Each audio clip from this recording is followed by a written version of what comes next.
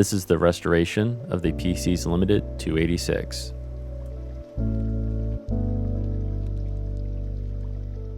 Michael Dell started PCs Limited in 1984 and quickly achieved success before changing the name to Dell Computer Corporation in 1987. We acquired this system from a nearby auction without any idea of its history, its condition, or even where it came from.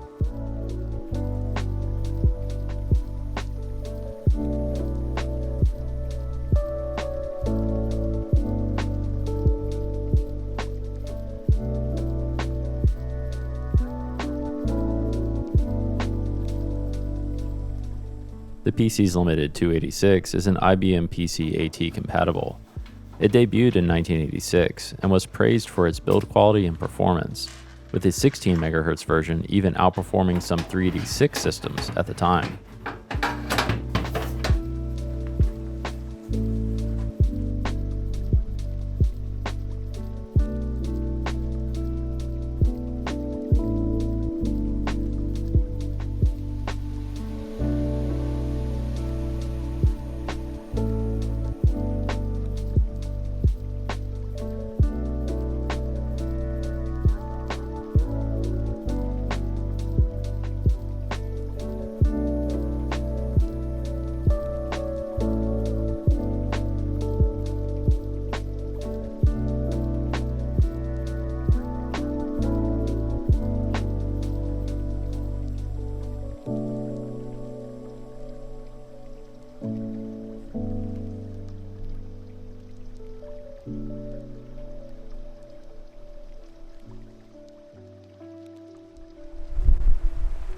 We first wanted to remove as much dust as possible from this nearly 40-year-old system.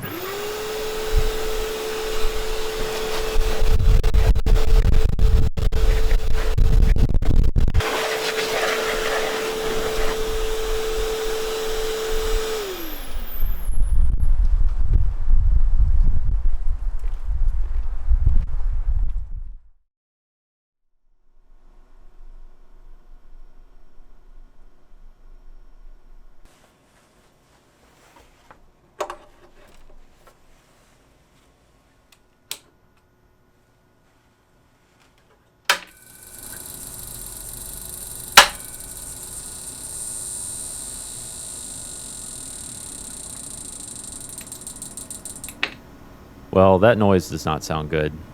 And off camera, one of the tantalum capacitors actually exploded. This is not uncommon, and thankfully they rarely fail in a way that damages other components, unlike what can happen with electrolytic capacitors. The clicking noise sounds like it could be the overcurrent protection in the power supply, so let's get started on the disassembly.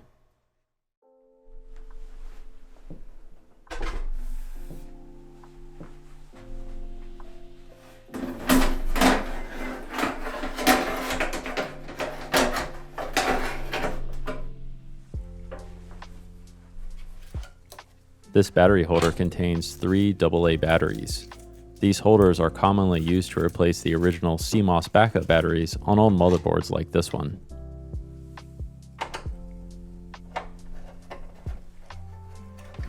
The first card we remove is labeled Talker on the case, and with a DB25 interface, RCA jack, as well as an onboard speaker, this is a vocal synthesizer board. And it's from 1986, so possibly original with the system or installed very early on. Next is the VGA card with an Oak Technology 087X chipset. These systems originally came with EGA video cards, so this was upgraded at some point during its life.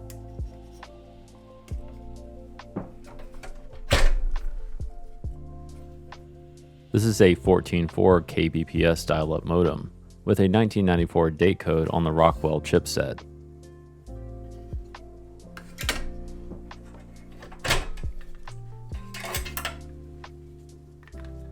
Next is a serial and parallel port controller known as a mini I/O card, provided by PCs Limited as a factory option.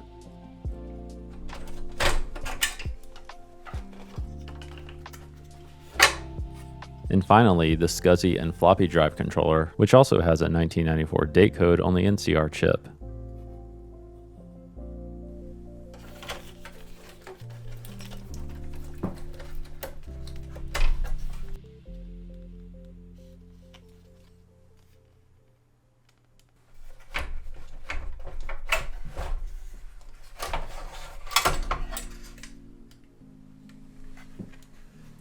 The large and heavy MFM drive by Computer Memories Incorporated is removed.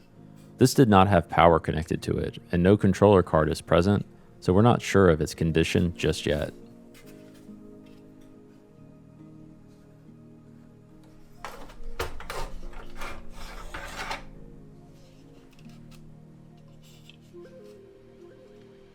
The 5 1/4 inch floppy drive is made by Mitsubishi.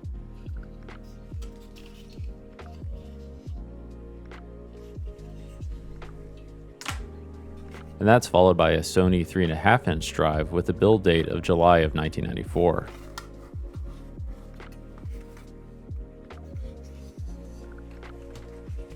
And lastly, the Corporate Systems Center SCSI hard drive, likely manufactured around 1993 or 1994. So this system most likely had an upgrade around that time.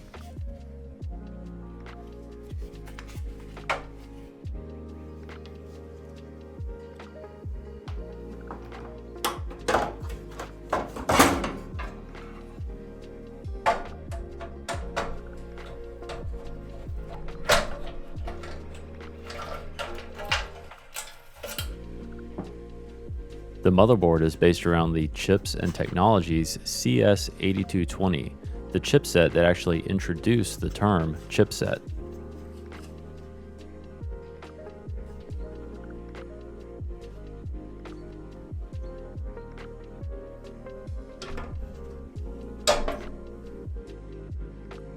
Let's take apart the power supply.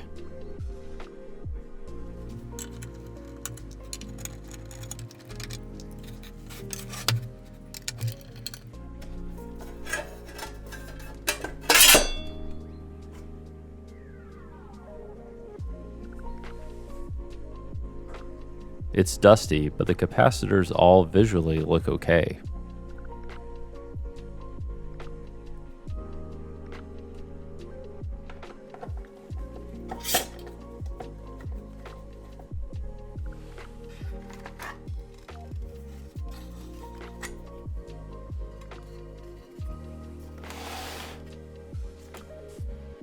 Not sure why there's electrical tape on the fan wires, but that may mean that this fan has been replaced before.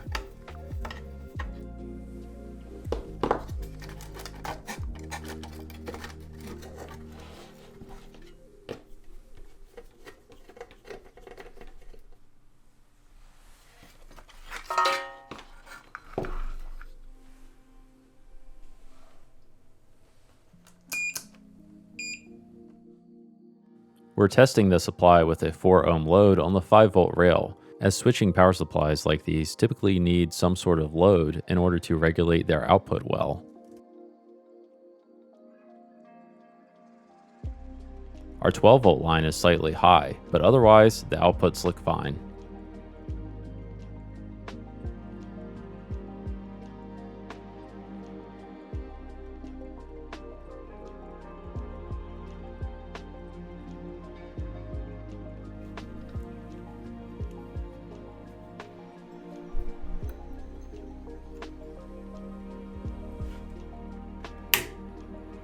And the fan sounds great, so no need to replace that.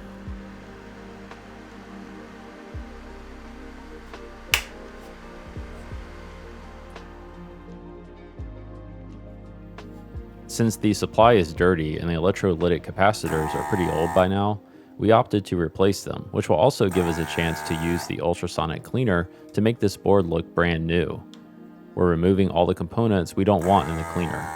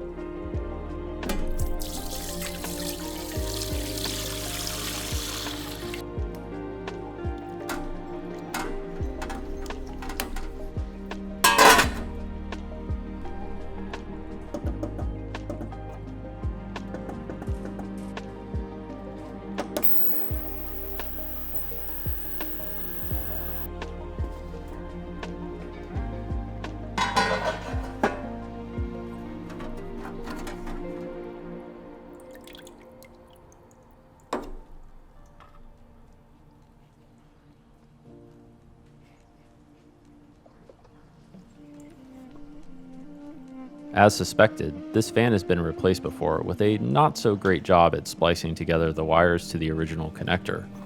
So we'll cut that out and do it properly.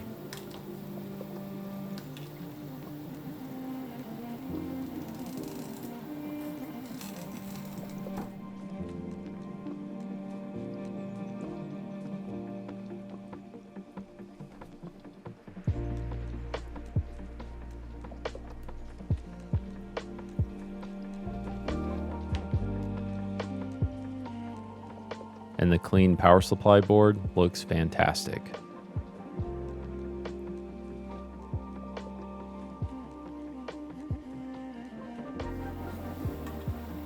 Now it's just a matter of replacing all of the removed components and installing the new capacitors.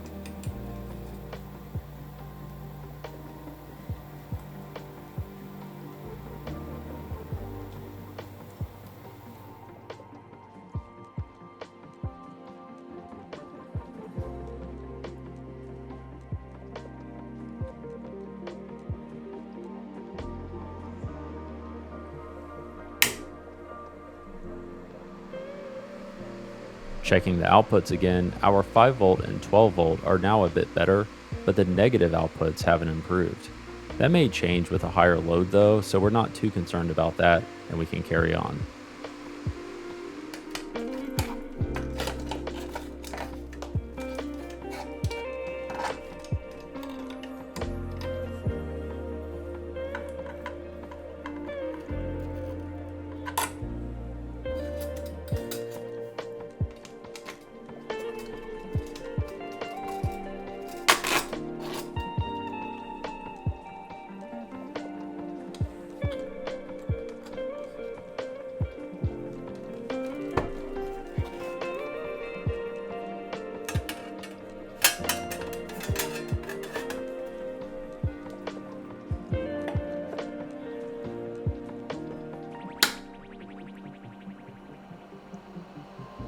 And with the power supply refreshed, we can move on. Along with the exploded tantalum cap, there's also some green corrosion on the motherboard that we'll need to remove.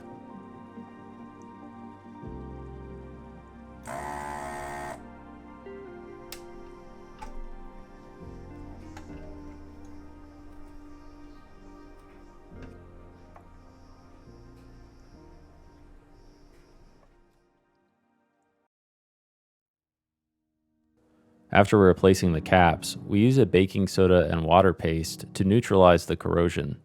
It's pretty cool to see it working in action here.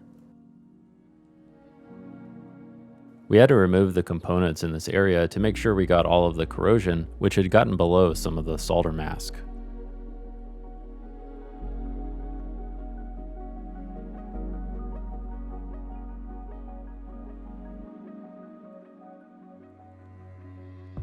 After reinstalling the removed components, we apply a dab of clear nail polish to protect the exposed copper.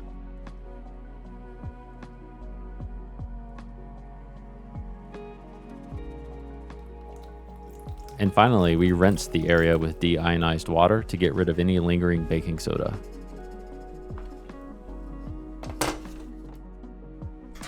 After cleaning up the case, we can start reassembling the computer.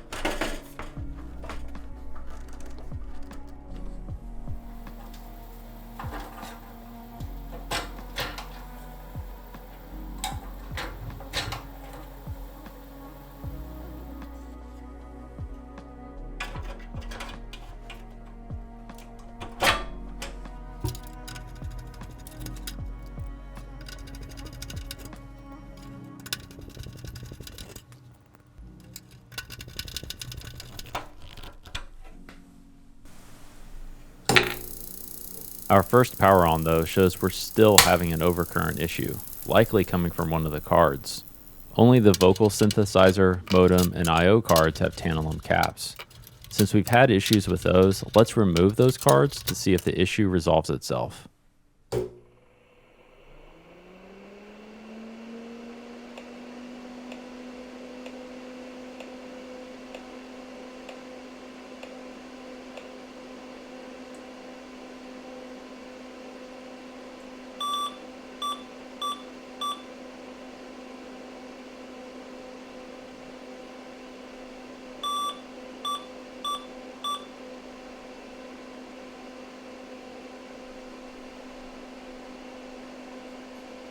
This is great progress, so now let's try reinstalling the cards one at a time.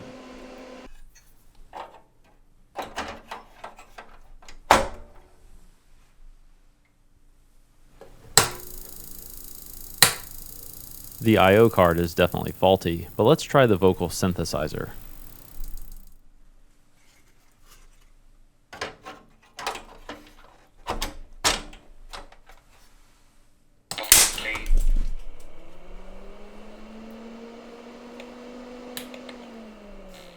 Well, that was dramatic. Let's watch that again in slow-mo.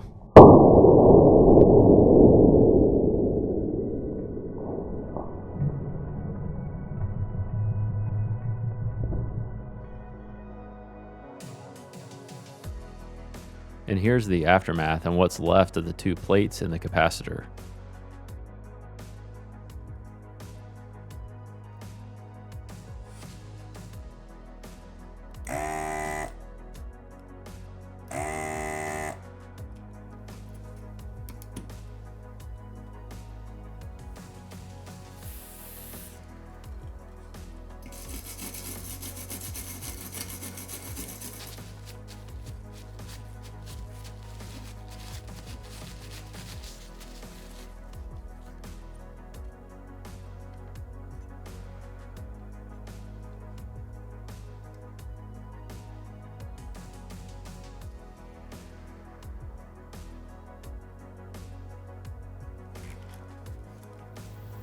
Checking the tantalum caps on the I/O card reveals two of them are indeed shorted, but we'll go ahead and replace all of them.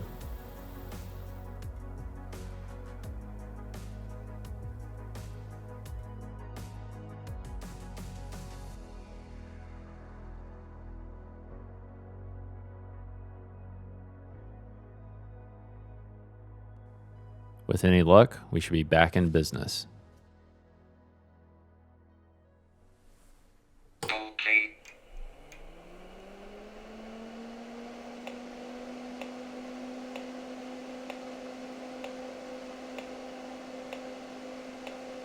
Looks like we have all of the issues resolved, so let's reinstall the drives.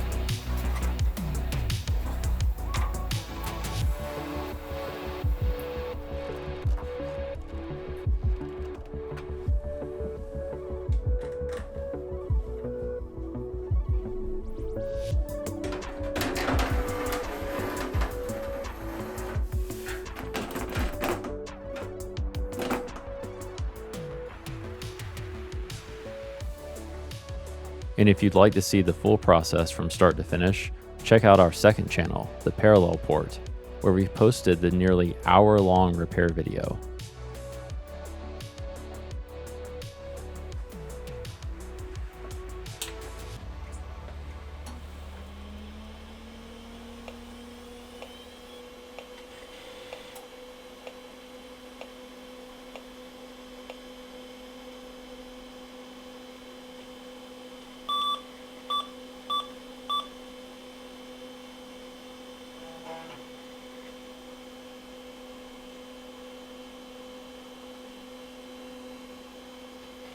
With the computer reassembled and back to life, we boot into IBM DOS.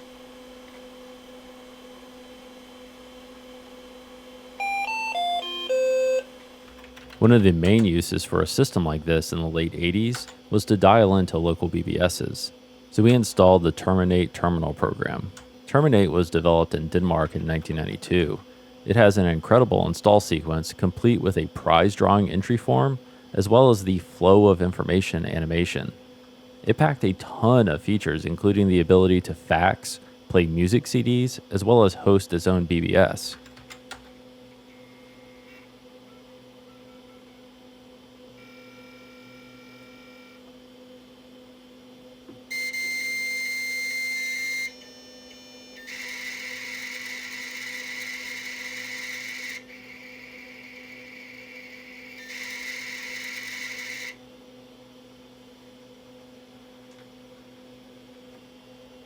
After the installation finished, we dialed into the Darkrealms BBS, which was originally established in 1994 in Toronto, Canada. It's running Renegade, our favorite BBS software, which is still in active development. Darkrealms is particularly significant, being the North American hub site for FidoNet, a distributed message network developed in the 1980s for BBSs. We hope to dive into FidoNet and related technologies in later videos. And one of our favorite games from this era is Legend of the Red Dragon, a text-based RPG door game that was found on thousands of BBSs in the 90s.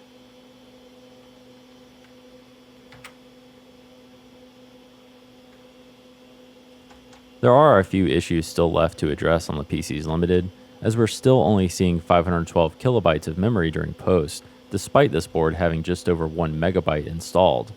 And we actually did get the MFM drive to wake up. And as expected, it's very loud.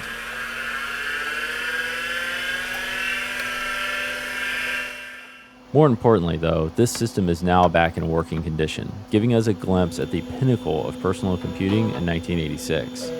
And don't worry, we didn't forget the voice synthesizer. Thank you for watching Kinissue.